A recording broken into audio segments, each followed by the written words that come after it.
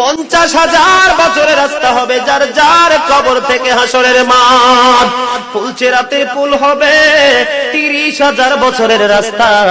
আমার উম্মত গুলো কিভাবে রে পায়ে হেঁটে তারা অতিক্রম করবে?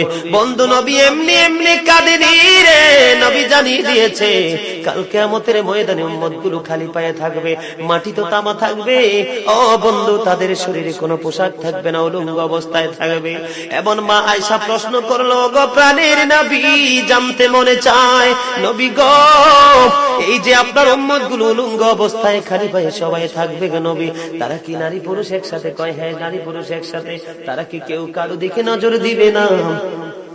এবার আমার নবী বলেছে, আয়েশা রে, কেমন করে নজর দেবে রে আয়েশা? বন্যার পানি যেমনি প্রবল বেগে বৃদ্ধি পেয়ে পৃথিবীর মানুষগুলোকে গ্রাস করে ফেলে, কাল কিয়ামতের দিন এই জাহান্নামের আগুন মানুষের দিকে বন্যার মতো প্রবল বেগে ছুটে এসে মানুষকে ঘিরে ফেলবে। এত ভয়ঙ্কর হবে রে আয়েশা কেরা, এত ভয়ঙ্কর হবে আসরের দিন, এত ভয়ঙ্কর হবে সেই দিন।